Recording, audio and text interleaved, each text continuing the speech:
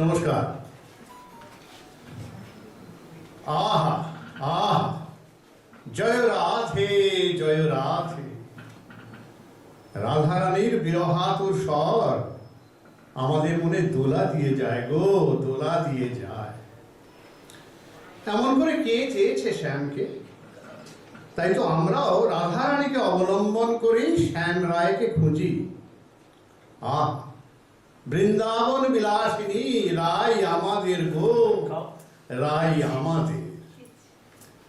বৃন্দাবন বিলাসিনী রাই আমাদের, বৃন্দাবন বিলাসিনী রাই আমাদের। এমন রাইকে, তার সঙ্গে বৃন্দাবনবাসী সকলকে চোখের জলে ভাসিয়ে মা যশোদার জাদু বাছা ধন, নন্দরাজের নন্দনন্দন, গোপিনীদের ননীচোরা, গোপবালকদের ঠাকুর রাখাল মাত্র 11 বছর বয়সে চিরকালের জন্য বৃন্দাবন ত্যাগ করেছিল। ত্যাগ মানে দেশে ত্যাগ নয় গো, চিরকালের জন্য ত্যাগ। কখনো ফিরেও দেখেননি সে দেশটাকে। সে দেশের কোনো মানুষ, নন্দরাজ নয়, মা যশোদা নয়, সুবল সখা, শ্রীদাম সখা, সুদামা সখা, কেউ নয় গো। গোপিনীদের নয়, ললিতা সখী, বিশাখা সখী, চন্দ্রাবলী সখী, কেউ নয়।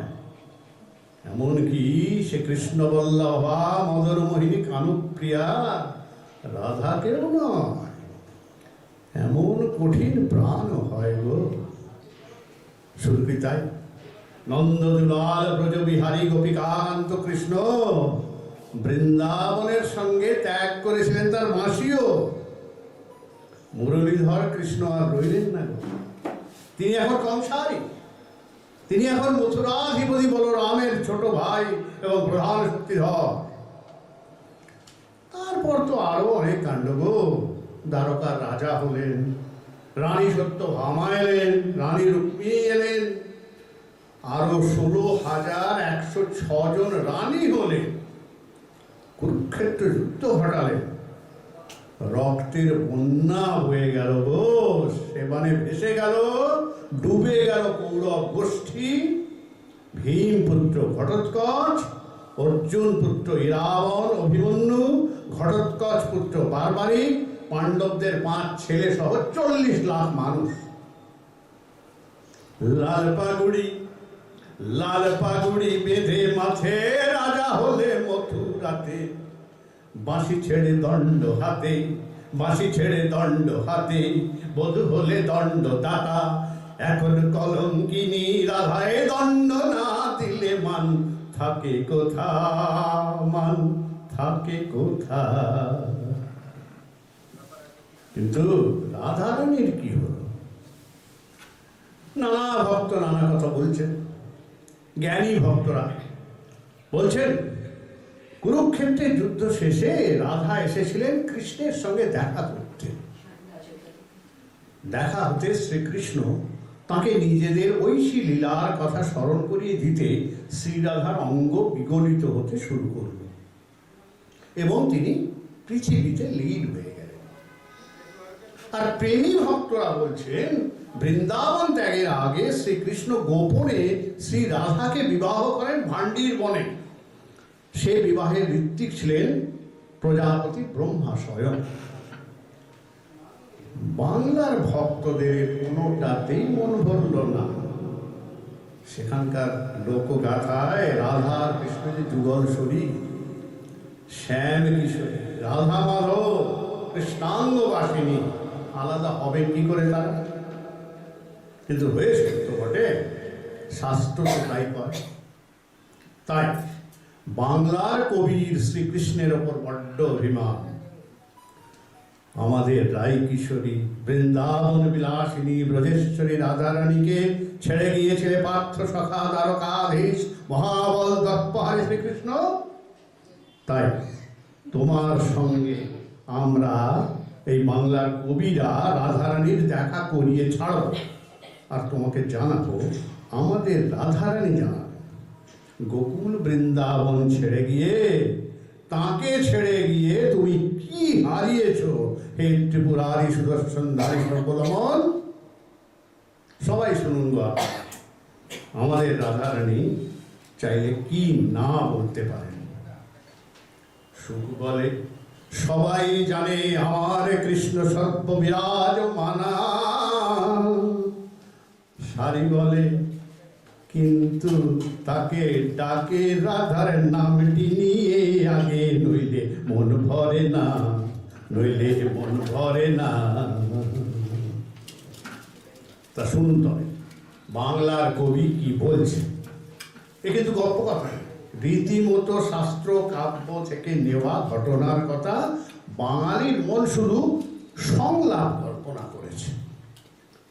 ঘটনার স্থান হল কুরুক্ষেত্র সন্নিহিত সরোবর, আর কাল কুরুক্ষেত্র যুদ্ধ শেষের সন্ধ্যা।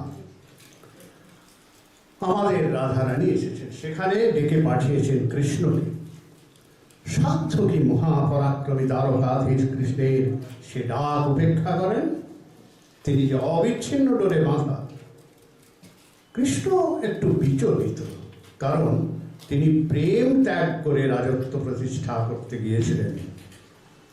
রাধা প্রসন্ন চিত্তা, কারণ তিনি তো সদাই কৃষ্ণ প্রেমে নিমজ্জিত। দেখা হতে রাধা স্মিত হেসে প্রশ্ন করলেন, কেমন আছো দ্বারকাধীশ? ভগবান কৃষ্ণ চমকে উঠলেন গো, অস্ফুট স্বরে বললেন, দ্বারকাধীশ? রাধা, তোমার কাছে আমি তো কারো ছিলাম, আজও কারোই আছি। তুমি তো দ্বারকাধীশ বলে ডেকো না আমার। বলো কেমন আছো? আমাদের রাধারানী কিন্তু অবিচল, মুখে স্মিত হাসি শুধু। উত্তর না পেয়ে কৃষ্ণ বললেন, রাধা, তোমার কথা মনে হলে আজও চোখে জল আসে। এবার রাধার জবাব এলো। কি জবাব? না, আমার তেমন তো হয়নি। আমি তো তোমাকে কখনো ভুলিনি, তাই মনে হওয়ার প্রশ্নই আসে না। আমার চোখে তো সদাই তুমি স্থিত। চোখে জল এলে যদি ভেসে যাও, তাই চোখে জল আসে না। দুজনেই চুপ করে রইলেন খানিক।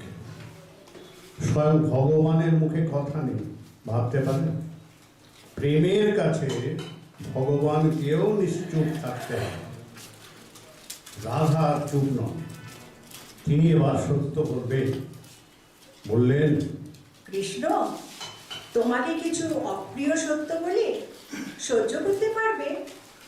কানু থেকে দ্বারকাধীশ হয়ে গোঠের রাখাল না থেকে রাজা হয়ে উঠে তুমি কি উন্নতি করেছ, তুমি কি পেয়েছ তা তুমি জানো। কিন্তু প্রেমকে দূরে ঠেলে চলে গিয়ে তুমি যমুনার সুমধুর জল হারিয়েছ, পেয়েছ দ্বারকার সমুদ্রে নোনা জল। তা বুঝতে পারো কি?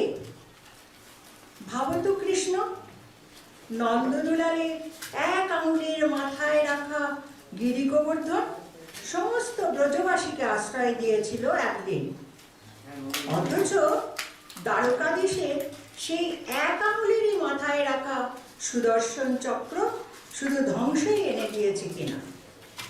আঙুল তো সেই এক কৃষ্ণ, কিন্তু প্রেমের আবহাওয়ায় তার সংসার রক্ষা করে, প্রেমের অভাবে ডেকে আনে ধ্বংস। 10 আঙুলের জাদুতে চলা মুরলী তোমাকে কি এনে দিয়েছিল বলো তো? তোমার গোপবন্ধুদের, গোঠের ধেনুদলকে, ব্রজের গোপিনীদের। শুধু তাই, ভয়ঙ্কর কালিয়ানাগকেও বশ করেছিল ওই মুরলী।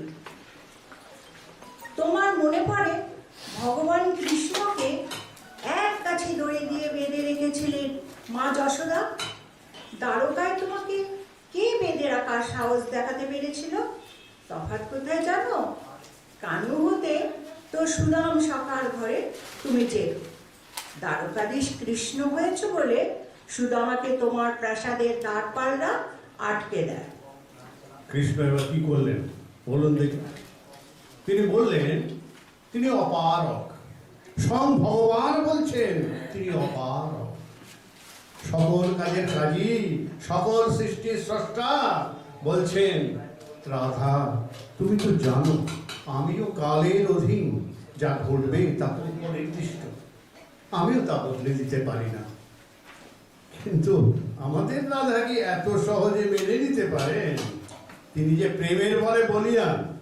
তিনি হেসে জবাব দিলেন, সে তো ঘটনার বিষয় কৃষ্ণ, সম্পর্কের ক্ষেত্র। কাল কি সম্পর্ক বদলে দিতে পারে? তুমি তো সর্বজ্ঞানের আধার কৃষ্ণ, তুমি তো তা জানো। তাছাড়া তুমি জগৎকে পথপ্রদর্শক গীতা দিয়েছ, তাহলে নিজে কি করে সঠিক পথ নির্ণয় করতে ভুলে গেলে? কুরুক্ষেত্রের যুদ্ধে নিজের সংসপ্তক সেনাকে কৌরবদের দিলে, আর যুদ্ধের সময় রথ চালিয়ে অর্জুনকে নিয়ে গেলে সেই সেনাদলকে নির্মূল করতে। তারা তো তোমার সেনা ছিল, তাদের রক্ষা করে তো উচিত ধর্ম ছিল তোমার। কেন রাজধর্ম বিচ্যুত হলে কৃষ্ণ? কারণ কি জানো?